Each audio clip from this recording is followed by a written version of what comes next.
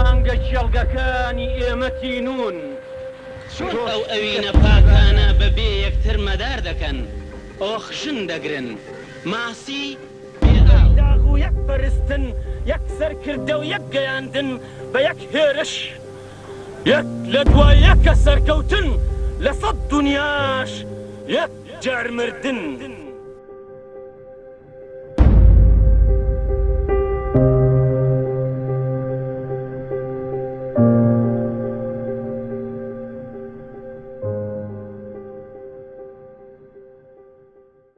سپاس و دەستخۆشی بۆ بەڕێستان بۆ کەناڵی ئاسمانی پەیام بۆ ئەم دەرفەتە کە تایبەتە بە قسە و باس لەسەر کۆساری شەهید و بەرهەمەکانی. من دیارە بەر لە ڕاپەڕین لە دەرەوەکو پێشمەرگە بووین ساڵی 1991 دوای ڕاپەڕینەکە لە ڕاپەڕیندا کە گەڕاینەوە من ئەو کاتە لە ڕانیا بە پیاوێک بە لاوێک ئاشنا بووم بە ناوی کۆساری. کۆساریم کە ناسی وەکو شاعیرێک وەکو لاوێکی ئیسلام خواز و هەسناسک وەکو لاوێکی دڵسۆز وەکو لاوێکی زۆر خاچی زۆر بەخەم و بە مشور جوڵاو و بە گوڕوتین لەوێەوە ئاشنای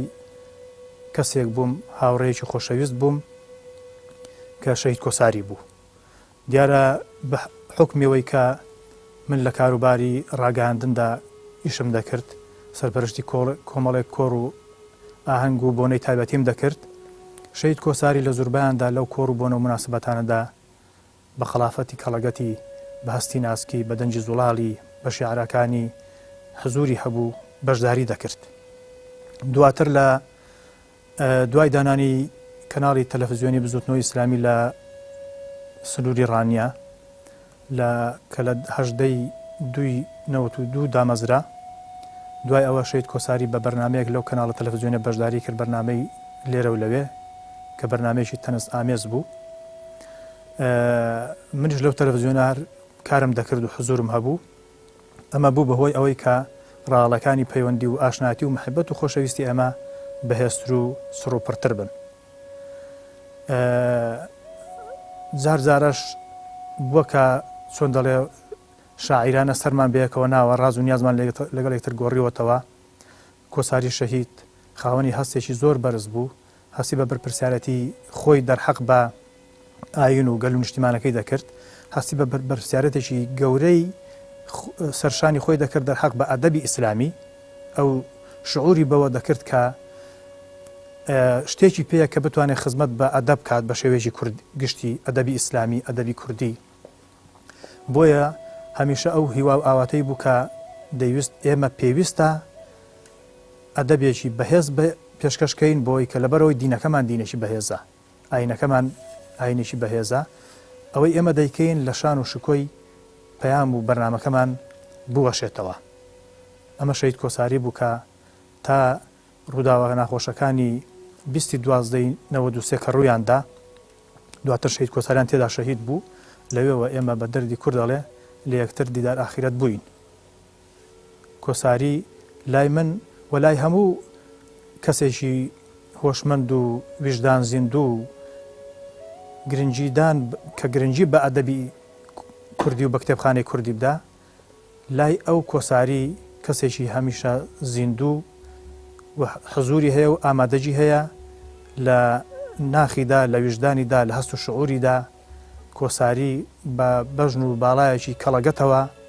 ڕاوەستاوە و لای من وایە کە هەمیشە شیعرمان بۆ دەخوێنێتەوە و پەیامێکی گرنگمان بەگوێدا دەدات. نیوە شەوە و دنیا نیوە شەوە شەوی هاوینەکەچی بەفر دەبارێ بەفر دەبارێ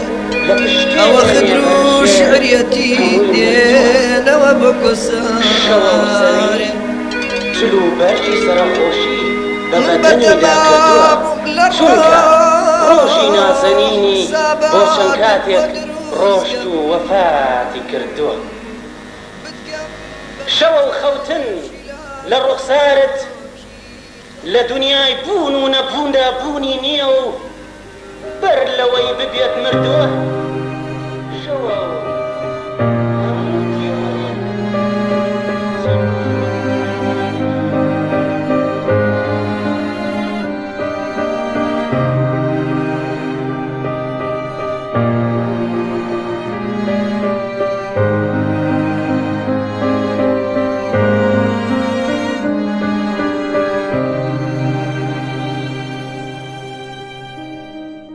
دوای ڕووداوەکانی 93 دیسان جارێکی کە ناچار بەوە بووین کە بکشینە سنوورەکان و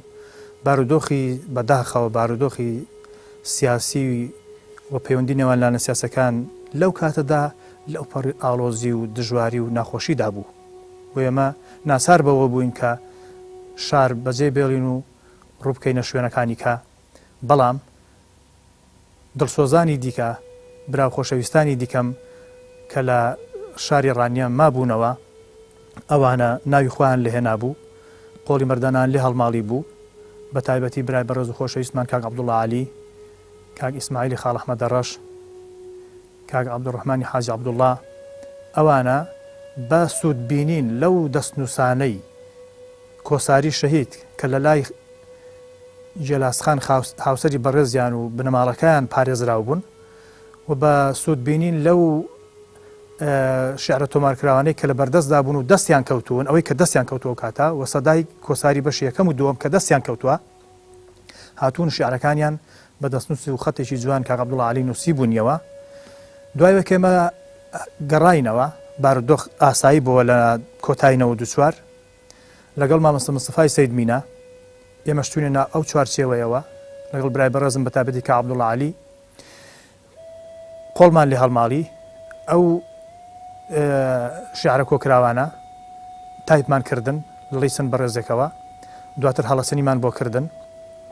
ناوی خۆمان لێهێنا بەوەی کە قۆڵ هەڵماڵین لە چاپکردنیان تەمەنەوە بوو کە 2000 لە 16 1998 کە من ئەو کاتە ماڵم لە هەولێر بوو توانیم زۆرتر چاکتر بەسەر دۆخەکە ڕابگەم دۆخی چاپکردنی یەکەمین چاپی دیوانی شەید کۆساری لە هەولێر لە چاپخانەی کریستاڵ بە یارمەتی مامۆستا عەلی باپیر لەسەر چۆن دەڵێ خەرجی ئەو توانیمان کە یەکەمین چاپی دیوانی کۆساری بە چاپ گەیەنین بۆیە لێرەوە من سوپاس و دەستخۆشی زۆر بۆ ئەو برا بەڕێزانە بە تایبەتی کاک عەبدوڵڵا عەلی و کاک ئیسماعیل و کاک عەبدوڕەحمان و جێلاسخانی هاوسەری و کۆی ئەو عەزیز و خۆشەویستانە مامۆستا عەلی باپیر و هەموو ئەو بەڕێز و خۆشەویستانی کە لەگەڵماندا بوون بۆ مامۆستا مستەفای سەید مینا لەگەڵماندا بوون بۆ بە چاپگایاندنی یەکەمین چاپی دیوانی شەید کۆساری دیارە و چاپکردنا کەم و کورتی تێدا بوو تیراژێکی کەم بوو 600 دانەیەک بوو هەڵی تێدا بوون دواسر ئێمە محاولەمان کرد کە چاپی دووەمی بکەین ئەوە بوو کە لە 2006 لە ڕێگەی نووسنگەی تەفسیرەوە سوپاس و ڕێز و دەستخۆشیم بۆ ئەوان توانیمان پێداچوونەوەیەک لەگەڵ کاک مامۆستا مستەفای سەید مینا لەگەڵ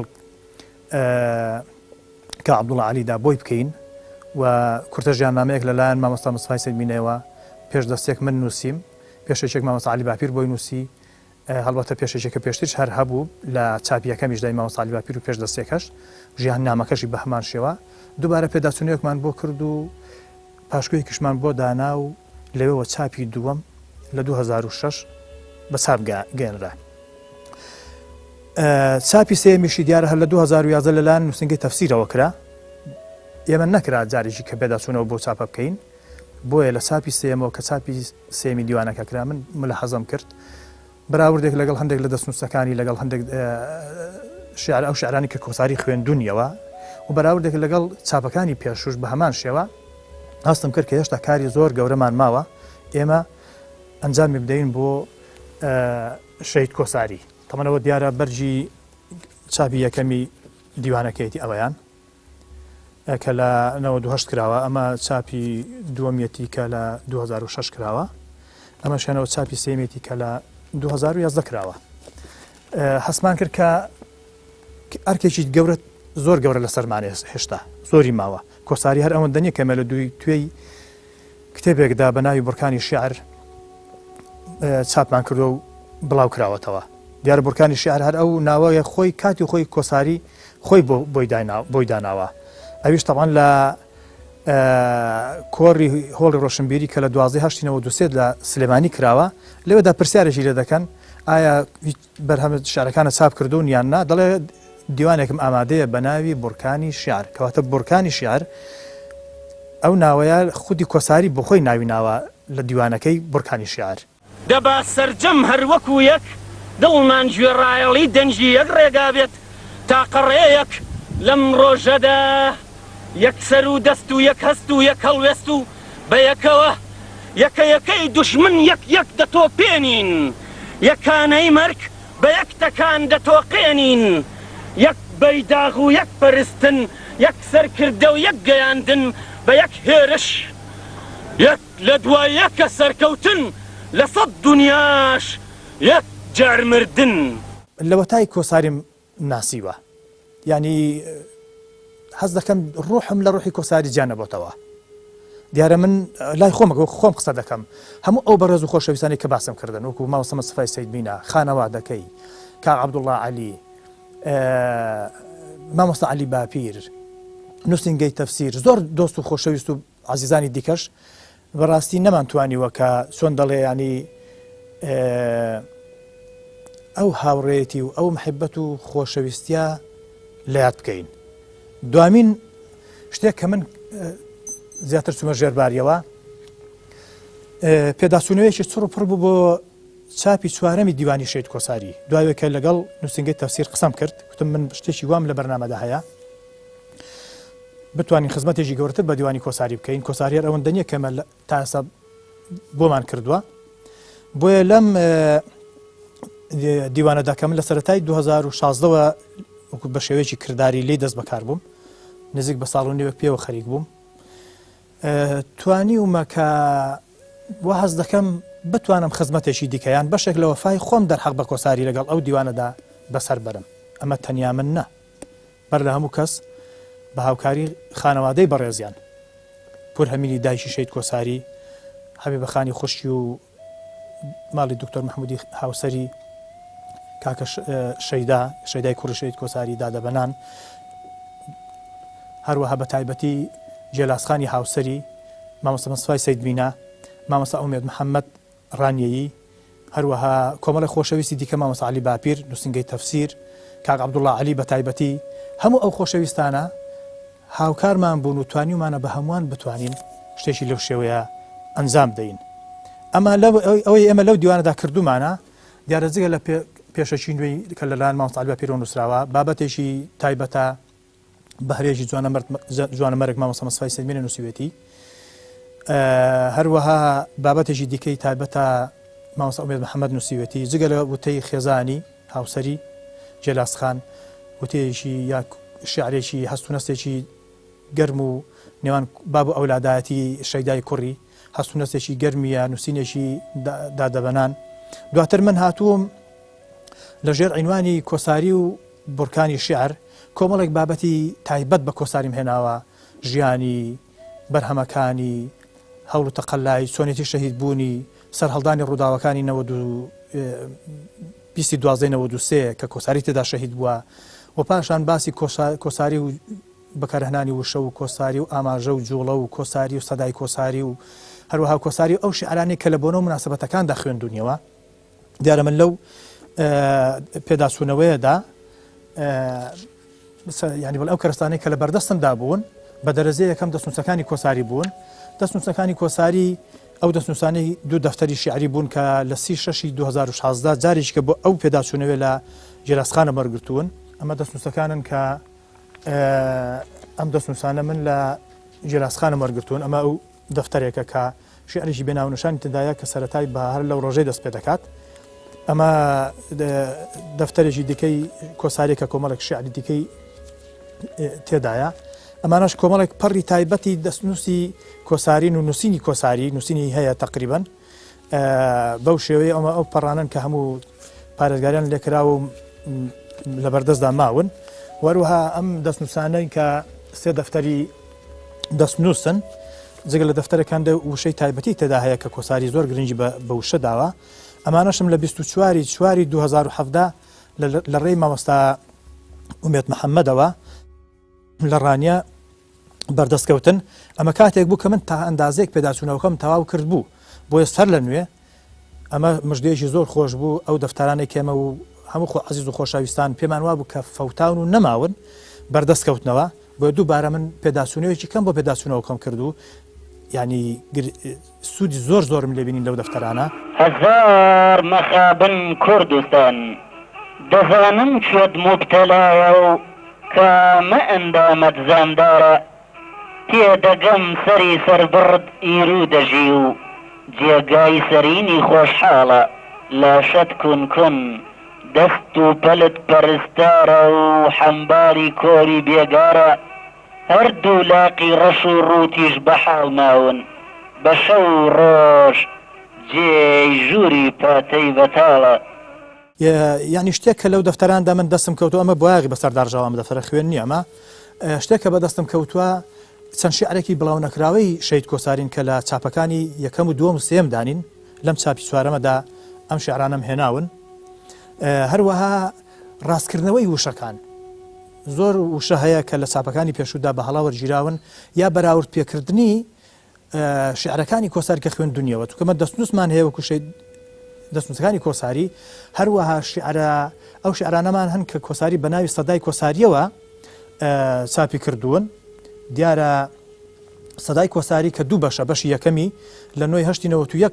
تۆماری کردووە کاسێتە دەنجیا هەروە بەشی دومی لە 1993 بەڵێ ئەمە کاسێتەکانن ئەمە کاسێتەکانی شەید کۆساری وەکو بەشی یەکەمی کە لە 1991 تۆماری کردووە ئەمەش هەر لە ڕانیە تەبان ئەمەش بەشی دۆمیانە کە لە 2/93 تۆماری کردووە هەرێکەی حەوت شیعری تێدا لەو کاسێتانەدا کە زۆربەی زۆری شیعرەکانی لە بەشێکیان دە شیعرەکانی پێش ڕاپەڕینن چونکە شیعرەکانی کۆساریدا بەش دەبن بە دوو بەشێکیان پێش ڕاپەڕین بەشێکیانی دوای ڕاپەڕین. ئەمەیان وشەکانی کۆساریک لە خوێندنەوەدا کە بەکاری هێناون جار هەیە لە دەستنووسەکەیدا وشەیەکی بەکارهێناوە لە خوێندنەوەدا وشەیەکی کێ بەکارهێناوە یاخود لە سەدای کۆساریدا وشەیەکی بەکارهێناوە بەڵام لە خوێندنەوەی بۆنەیەکدا کە لە بۆنەیەکدا کۆساری شارەکانی خۆی هەمیش هەر لەبەر بوون و لەبەر ڕادەی خوێندنەوە کەمەل جانی بێشی زۆر سەرشی کۆساریەکە پێی لە زۆر لە کەسانی دیکە زیاد دەکرێتەوە ئیمتیازێکی تایبەت و نایاب و جێگەی سەرنج و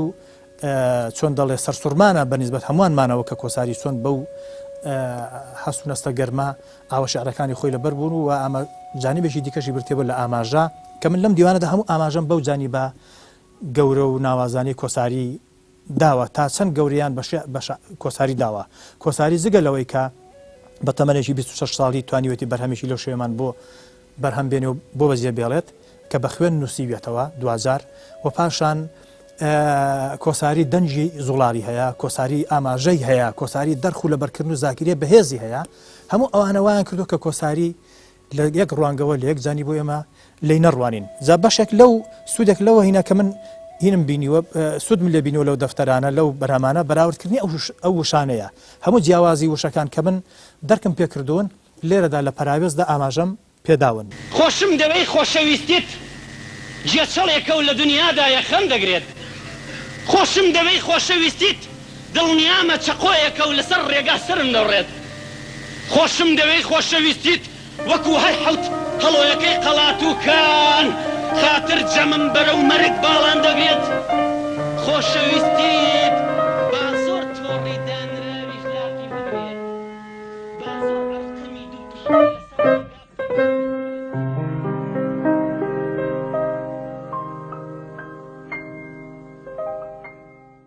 ئەو شیعرەی لێتان پرسیون ئێوە چین ئەوەش وەڵام کە یعنی لە هەست و نەستێکی زۆر ئاینی و نەتەوەی بەرزەوە نیشتیمانی بەرزەوە ئەم شیعرەی گوتووە لوتکەی قەندیل گەوەی ماکۆک پێدەشت و بناری حەمرینین بڕنەوەکەی شێخ مەحموود و شمشێری سەلاح الدینین کڵپەی باوەڕ گڕی کەرکووک ناڵەی پیری بادینانین پەنجەی زاڕۆڵی هەڵەبجە و کفنی ئاڵی شەهیدانین دەنجی قورئان چەکی خەبات کێوی کۆڕێ و بالیسانین بەرگونانی هەژاران و خاک و خۆڵی کوردستانین تینووی ئیسلام سایەی دەوڵەت سەدای چەوساوەی جیهانین نەخشەی یەکگرتنی کورد و هەر پێنج پارسەی کوردستانین شەش مانگە کێڵگەکانی ئێمە تینون چۆن ئەو ئەوینە پاکانە بەبێ یەکتر مەدار دەکەن ئۆخشن دەگرن ماسی داغ و یەک بەرستن یەک سەرکردە و یەک گەیاندن بە یەک هێرش یەک لە دوای یەکە سەرکەوتن لە سەد دنیاش یەک جار مردن.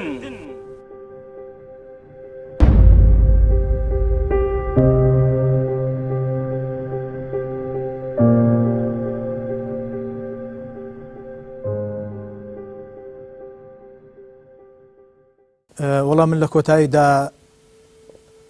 درود بۆ گیانی شەید کۆساری دەنێرم، بۆ گیانی باوکی ڕەحمەتی و دایشی بەڕێزی کە ئێستا لە ژیان داماوە کە کۆرپەیەکیان لێ بەوەلەت بووە کە ئێمە و کورد و هەمومان کوردستان شانەزی پێوە بکەین. سوپاس و دەستخۆشیم هەیە بۆ هەموو ئەو بەڕێز و خۆشەویستانەی کە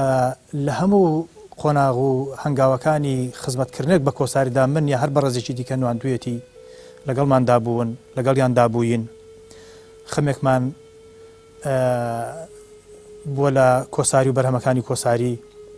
بە تایبەتی دایکی بەڕێزی، خانەوادەی بەڕێزی، خێزانی بەڕێزی، کوڕی کاکە شەیدا و بەنان خان و حەبیبە خان و خانەوادەکەیان، هەروەها مامۆستا مستەفای سەید مینا، مامۆستا ئومێد محەممەد و کاک عەبدوڵڵا عەلی، کاک ئیسماعیلی خاڵ ئەحمەدە ڕاش، کاک عەبدوڕەحمان، وەروەها نووسینگەی تەفسیر و مامۆستا کامەران بابانزادە، مامۆستا نەوزات کۆیی کە من لێرە سوپاسیان دەکەم دیارە، وەروەها مامۆستا کەمال حەمزە کە لە ڕێ ئەوەوە بەشی یەکەمی ئێستادای کۆساریم دەستکەوت و لە ڕێی مامۆستا نەوزاد و مامۆستا کەمەرانەوە ئاهەنگی کۆیم دەستکەوت کە کۆساری تێدا شیعری مانگگیران و شیعری دنیا دەخوێنێتەوە. و سوپاسی هەموو ئەو بەڕێز و خۆشەویستان دەکەم کە کاتێک بابەتێک لەسەر کۆساری دامان بەزاندووە یان باسی دیوانەکەی بووە یا ساڵ ڕۆژی بووە، سوپاس و دوعای خێر و دەستخۆشیان لێ کردوین. ئێمە لێرەوە سوپاسیان دەکەین، سوپاسی دڵسۆزیان دەکەین. ئەو لایک و کۆمنتانی ئەوان بۆ ئێمان نووسیوە، دڵنیا بن کە زۆر بۆتە هاندەرێکی بەهێز بۆی کە ئێمە لەسەر خزمەتکردن بە کۆساری بەردەوام بین و داوا لێبردن بەر لە هەموو کەس لەخوای گەورە دەکەم کە کەم و کورتێکمان بوو بێت لەو کار و هەنگاوانەی کە بۆ کۆساری شەهیدمان ناون یا شتێک پەیمان پێ نەبرد بێ، یاخود داوای لێبردن لەو بەڕێزانە دەکەین کە نەمانتوانی بێ یان ناومان لەبیر سوبێ کە سوپاسی بکەین. ئەو کارەکار و پرۆژەی هەموو لایەکە هەموو دڵسۆزان و خۆشەویستانە. سوپاس بۆ ئێوە بەڕێز و خۆشەویستیش کە لەگەڵماندا بوون. سوپاس بۆ هەموو ئەو بەڕێزانەش کە بەرنامەی تایبەتیان لەسەر کۆساری نووسیوە، شیعریان بۆ نووسیوە، شیعرەکانی لە سایتەکاندا بڵاو دەکەنەوە. ئومێدم وایە کە ئینشاءڵڵا سەرساوەی سەرەکی دیوانی یا شیعرەکانی کۆساری برتی بێت لەم دیوانە، چونکە من لەم دیوانەدا تا ئەو ئەندازی قەڵەممان بڕی بێ و ئاومان لە دووبێڵە هات بێت، ڕاستکردنەوەمان لە وشەکان و لەوە هەڵەکانی چاپەکانی پێشودا کردو. بۆی من پێم وایە کە هەر بەڕێزێک شیعر وەردەگرێت لە کۆساری بدەوێت بلای خۆی و بڵاوی بکاتەوە بگەڕێتەوە بۆ ئەم سەرساوەیە کە من دڵنیام لە سەدا 90 لە چاپەکانی پێشوو جیایە و جگەلەوەی کە کۆمەڵێک بەرهەمی دیکەی تدایە، ئەرشیفێژی بەهێزی تدایە لە کۆپی دەستنووسەکانی کۆساری، لە وێنەکانی کۆساری، لە بەرجی چاپەکانی کۆساری و فەرهەنگ و پەراوێزی ێزگار زۆری تدا هەیە تایبەت بە کۆساری کە وەکوم پێم وایە وەکو سەرساوەیەکی سەرەکی بۆ هەموو ئەو شتانەی کە پەیوەندیان بە کۆساریەوە هەیە دەتوانێت سوود بە هەموو لا بگەێنێ. و سوپاس بۆ بەڕێز و خۆشەویستیش، دەستان خۆش بێ و والسلام علیکم ورحمة الله وبركاته. کۆساری قاز بیکەوە دەنجی چۆلەکەی نازە، کولوە بەفری سپیە لەگەڵ مندا هاوڕازە. هیچ جوتیارێکتان بینیوە عاشقی قەدی ژاکەڵە بێ و گوڵەگەنم بفەوتێنێ؟ هیچ ڕێبواری واتان دیوە چەنجی تاریکی خۆش بێ و ڕۆناشی ڕۆژ ببغزێنێ؟ هیچ شوانی ئەوینتان دیوە عاشقی سەجی گورگەمێش بێ و خۆی لە مێگەل نەگەیەنێ؟ هیچ پێشمەرگەتان